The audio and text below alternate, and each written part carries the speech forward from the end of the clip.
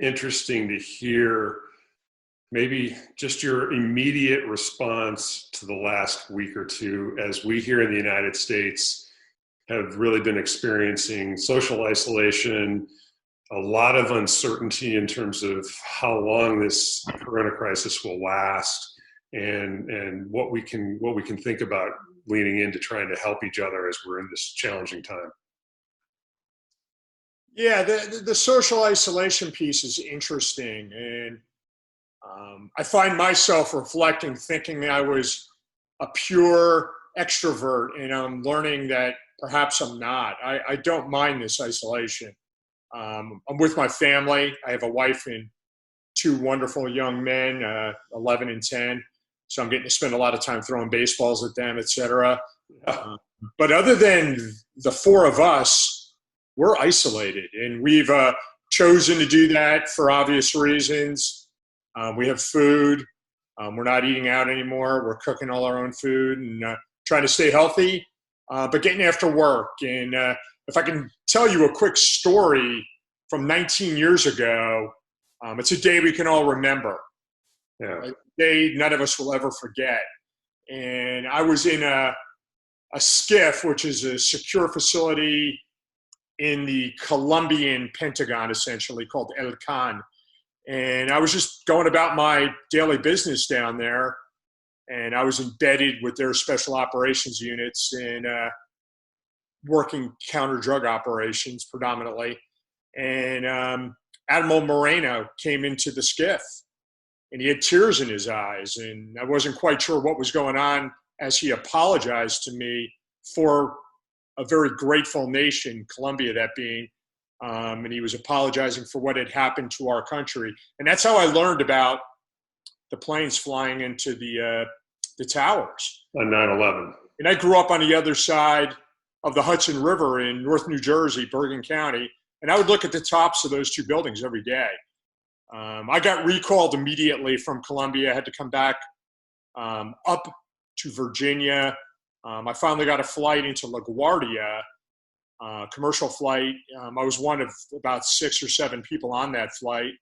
And then a Navy flight was able to get me from LaGuardia down to Virginia Beach, flew into Norfolk.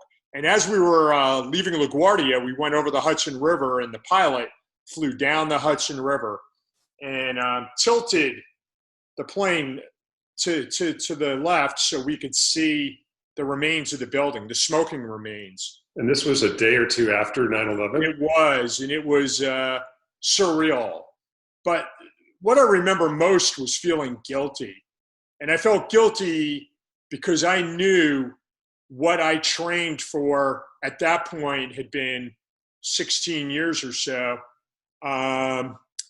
I had trained to be a Navy SEAL, and predominantly what we had done to that point, with the exception of Desert Shield and Desert Storm, had been simulated. None of it had been real. And we knew that was all going to change. And I'm not going to say I was overjoyed. I wasn't, but I knew the challenge ahead of me was really going to be rewarding. I was going to be what I value most, relevant.